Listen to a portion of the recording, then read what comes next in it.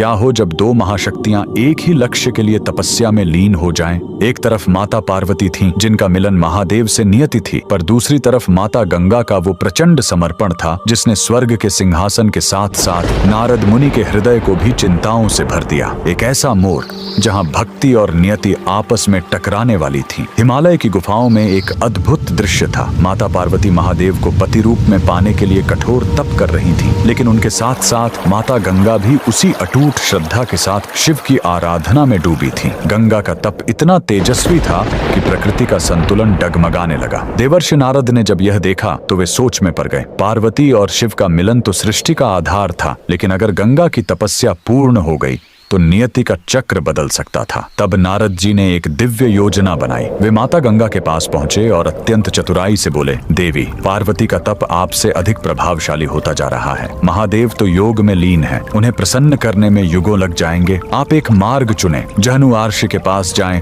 और उन्हें 108 घड़े जल अर्पित करें। यदि वे प्रसन्न हुए तो शिव स्वयं आपको मिल जाएंगे। निर्मल हृदय वाली गंगा नारद की योजना को समझ न सकी और भक्ति के आवेग में जहनु ऋषि के पास पहुंच गईं। ऋषि उस समय गहरी समाधि में थे। गंगा का वेग और वो 108 घरों का जल ऋषि की तपस्या में बाधा बन गया। क्रोधित होकर ऋषि जहनु ने वो सब कुछ कर दिया जो नियति चाहती थी। उन्होंने गंगा के उस प्रचंड प्रवाह को पी लिया और उन्हें श्राप दे दिया। गंगा की तपस्या भंग हो गई, लेकिन उनका निस्वार्थ प्रेम महादेव तक पहुंच चुका था। तभी वहां महादेव स्वयं प्रकट हुए। गंगा की आंखों में अश्रु थे और हृदय में केवल एक ही इच्छा, गंगा की अटूट भक्ति देख महादेव ने उन्हें कहा, इस सृष्टि की नियति में पार्वती ही मेरी अर्धांगिनी है, लेकिन आपके इस निस्वार्थ समर्पण को खाली नहीं जाने दिया जाएगा। आप मेरी पत्नी बनकर मेरे हृदय में नहीं, बल्कि मेरी शक्ति बनकर मेरे मस्तक पर निवास करोगी। आज से मैं गंगाधर कहलाऊंगा और मेरा नाम हमेशा आपके नाम के बाद ही पूर्ण होगा।